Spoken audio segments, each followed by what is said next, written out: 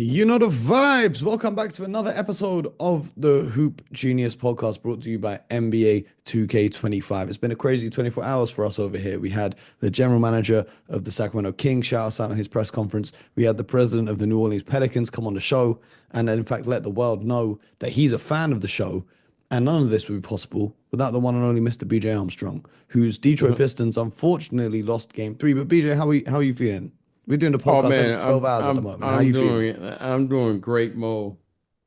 I can't complain about anything, and another terrific Well, game. I Another thought another terrific game.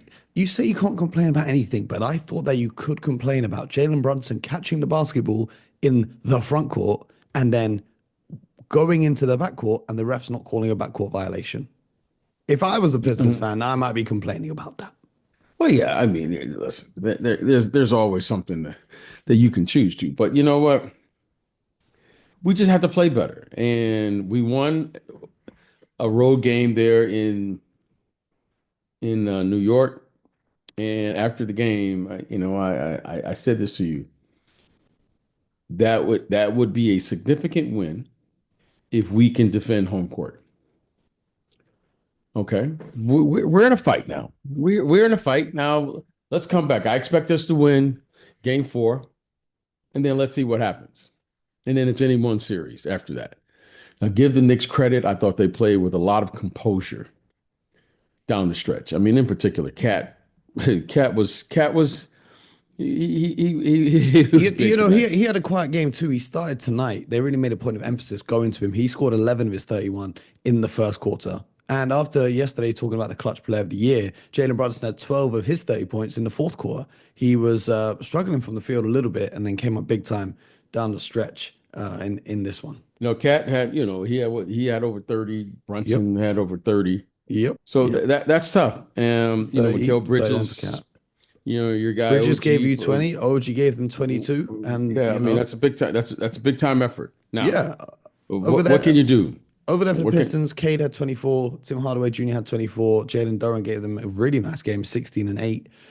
Didn't get much from Tobias tonight, 2 of 9 from the field, 5 points. Osar Thompson, 7 points. They did get 18 off the bench from Schroeder and 12 off the bench from Malik Beasley, which, when you get 30 points coming off the bench, or 40 points coming off the bench if you include Paul Reed and Ron Holland, they absolutely killed him in bench points. We know that Tibbs don't really like to go deep in his roster, but usually that'd be enough to pick up a win. It was a close game, 118 to 116. But what can you do? What can you take away from this one if you're the Pistons heading into game four, which is I don't want to say a must win, but you don't want to lose both games at home and go and face elimination in the Garden. it was a tough game. If you're the Detroit Pistons, you have to give yourself credit of saying this. They got down big late. They got down by 10 and they kept fighting. They would not go away. I'm going to give them credit for hanging around. The Knicks, I thought, played very well, especially on the offensive end. They played tough. There were, as we noted earlier with our good friend Joe Dumars, there was a lot of conflict in the game, which was Mhm. great to see. The security on both teams they're earning their paychecks for Yeah, sure. well, Beef Stew weren't playing. What's hilarious? The players got heated. The camera zooms in on Beef Stew minding his business, sitting on the bench. I'm like, come on, man, let my guy live. All of the stars were out in Detroit. Yeah, You know, you I you know was all the disappointed though. The fans were leaving. The fans were leaving before the game was done. You were only down three with 5 seconds on the clock, and the fans started to go. I was like, "Come on, guys! well, You've not seen this since 2008. Why? I would be there for hey, every second of the game. Mo, we have a very, very high standard in Detroit. Okay. Don't make excuses now. Come on, Oh man. no, it's not Come on, man. Don't Mo. make excuses. I get it. If Mo, you're down 20 and you want to leave, okay. But you're down three in a playoff game. Where are you going? okay. I'm giving you the mindset. We're Detroit. We can talk about the Pistons. You can't. Hey, Anyone who's not from there can't talk about them. I just did. So yeah, I What know. up, Well, though? yeah,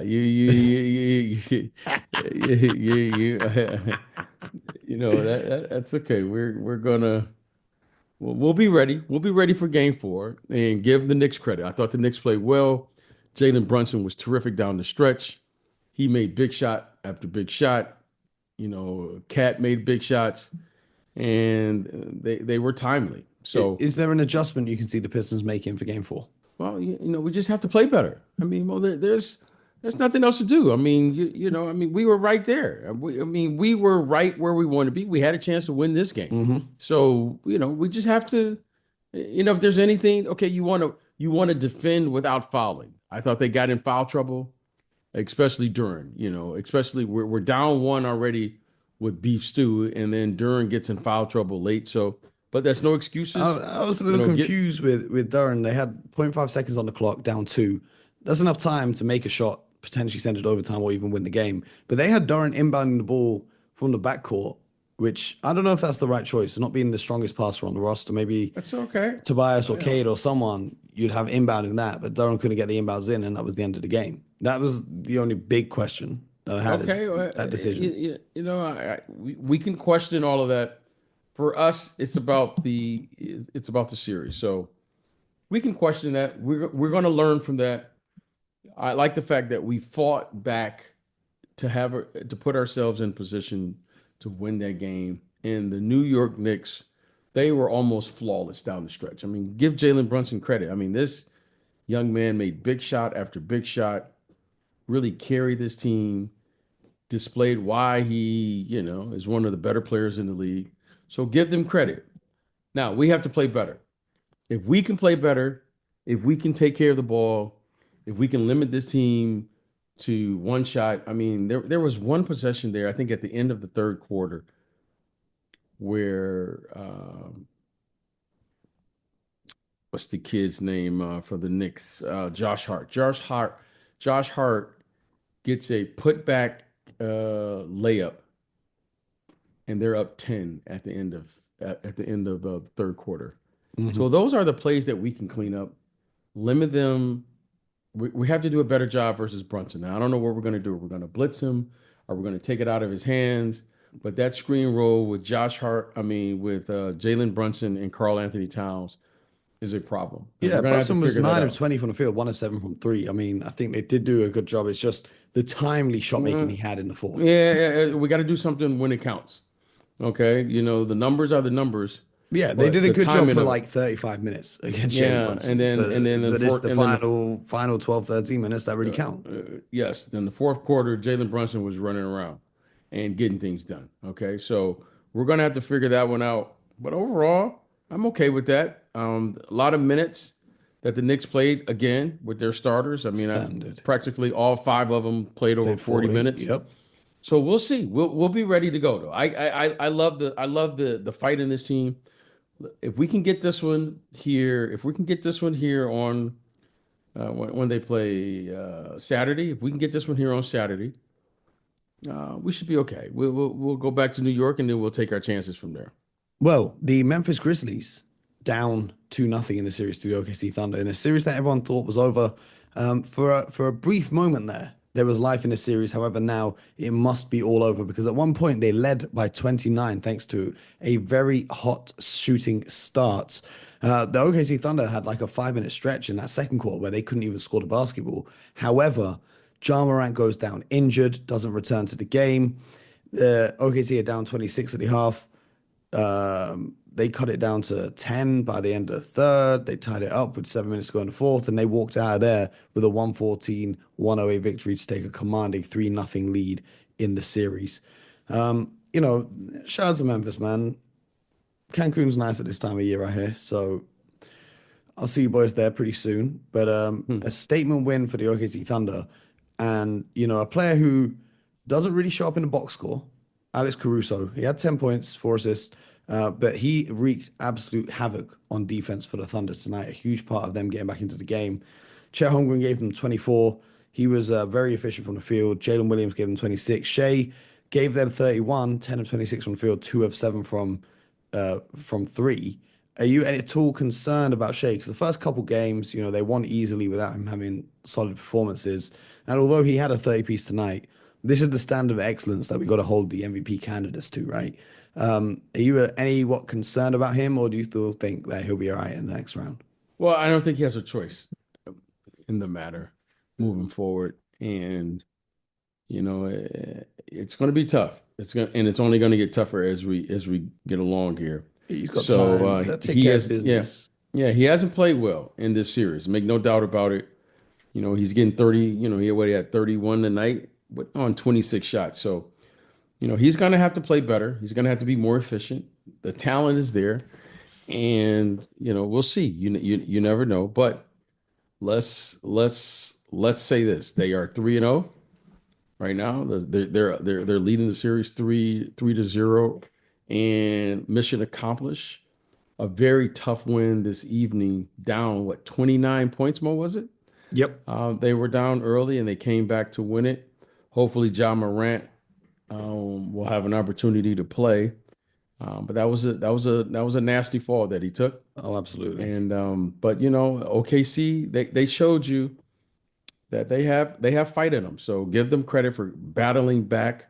Alex Caruso coming off the bench, Isaiah Joe, I believe another player had double figures, Yep. and they found a way to battle back and eventually win this game, Yeah. right? Case and By Wallace as what, well. six, Great what, 6 points? defensively. They won by Yep. 6 points. Yep. So give them credit.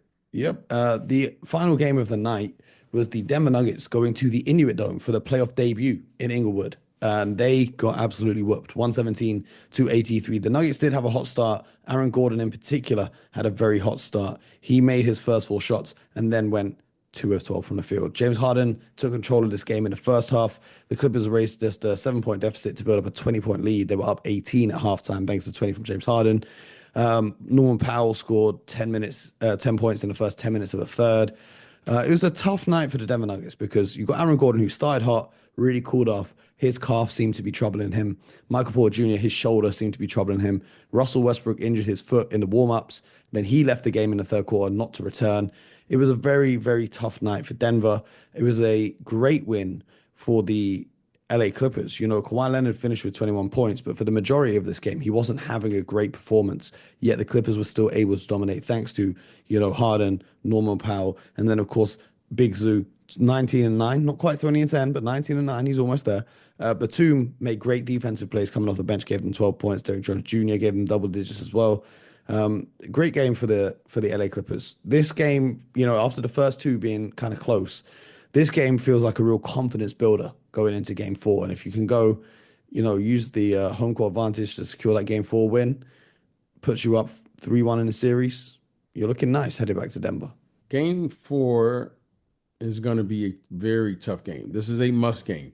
This was probably one of the games that was going to make a break in this series. And the Clippers right now, I said it at the beginning of the series, the matchup for the Denver Nuggets, I didn't like this matchup. The LA Clippers are playing fantastic basketball, especially on the defensive end. And when your best player gets 21, 11, and 6 assists, and we say he didn't play well in like a 33, 34 minutes, now you're talking. Okay. And then they win big here tonight. So I like this Clippers team. I really like their energy. They have scoring, they have depth. Batum, Derrick Jones, these guys are. Bogdanovich is over there. He's due very a game as capable. well. He's been Yeah, He's due a that's it. game. Yeah, that's what I'm saying. It's just gonna take time. Norman Powell and these guys are good. So minutes are scarce there. This kid Chris Chris Dunn is Dunn playing defensively. Come on, man. defensively. I mean, he's just all over Jamal Murray. I mean, Jamal Mhm. Murray had 20 something points tonight, but Chris Dunn is all, he's guarding this guy like a cheap suit. He's all over this guy. He's all over this guy. So, it is this Clippers team. I said it. You never know what's going to happen, but it's coming. It's coming to light. I mean, the Clippers now are feeling good. They've taken lead of the series now, and they can take command of the series if they win Game 4. So, Well, the winners of let's game see how they win 3 it. go on to win the series in 74% of the time. Yeah, yeah. So that's But important because there are more game threes coming up tonight, BJ. BJ, yeah. Boston Celtics travel to Orlando up 2-0. Do you think they get game 3 or do you think the Magic claw one back? Well, who's playing for the Celtics? Is Jason Tatum back or no? He is What's going on? questionable. He's questionable. Okay. We do not yet know. We'll probably find out a few hours before tip off. And it's the I playoffs, so I they like to play I mind. think if there is a game that the Magic can win, I think it's Game 3. Game Yeah. four, I'm expecting Jason Tatum to play. Yeah. So if there's a game to get for the I can see Magic, that. it's going to be game three. I can see that. The Pacers, 2-0 up, traveling to Milwaukee, though. Not a long traveling distance. Do you think the Bucks can get one back? Because I don't know. I really don't know about this series here. It's looking very dangerous for I Milwaukee. expect after four games this series to be 3-1. I think the Pacers are going to get one. I don't know which Yeah. one they're going to get, but I think they're going to get one. Okay. So I think they're going to head back in for game five. I've moved on to game five here. I'd be very surprised if the Bucks win two games there in Milwaukee. Possible, but I'd be very surprised. Now, the real question, though, the Lakers heading to Minneapolis, where they stole a whole bunch of titles from. They obviously got beaten badly in game one. They won very nicely in game two. Game three, everything to play for. The series is tied at one apiece. Who you got? I'm expecting the Wolves to bounce back here. Well, I want to say I'm expecting the Wolves based on what I saw in game two. I happened to have I attended that game there in Los Angeles. You know, the Wolves have the better talent from top to bottom, but they weren't in sync. They weren't crisp. They weren't sharp as a unit. They were hungover. Now, Oh, sorry, I said that out loud. Sorry, yeah, I didn't mean to say that part out loud. I don't know what it is, but the sense of urgency looks to me like the Lakers have that. They look like they have the sense of urgency to win. However, if the Timberwolves can regain their composure and play to their standard, I don't think the Lakers can beat them. But that's a big if.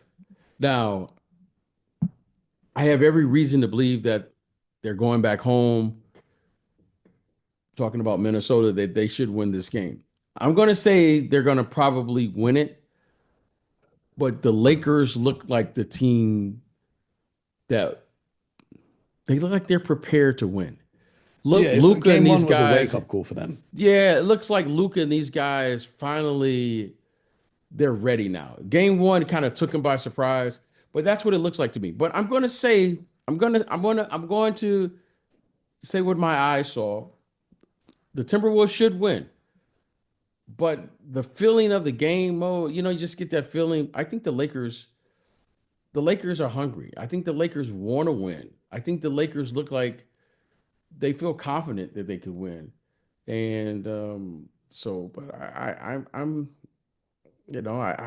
I really, I didn't like what I saw from the Minnesota Timberwolves. Maybe it was just a bad game.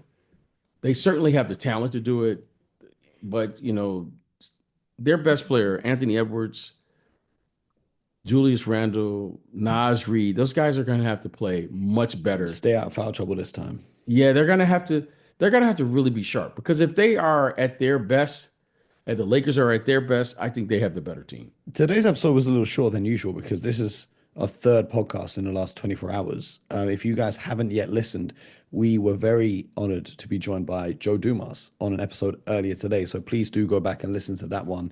He's recently joined the New Orleans Pelicans to oversee basketball operations over there. And he came and he shared some wisdom with us over here on the Hoop Genius podcast. So please do go back and check episode. What number episode was that be? We've done so many episodes. I'm done counting. The people 680. Yeah, the people. Episode 680. It's all about the people. So thank you for being there, for being on this journey with us. So we'll keep going. We got 600 Absolutely. more to go and some.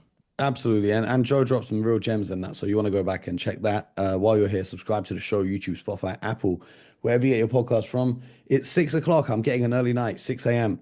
BJ, we'll be back tomorrow after the games. No doubt we'll have plenty to talk about as the NBA playoffs keep rolling. So until then, get buckets.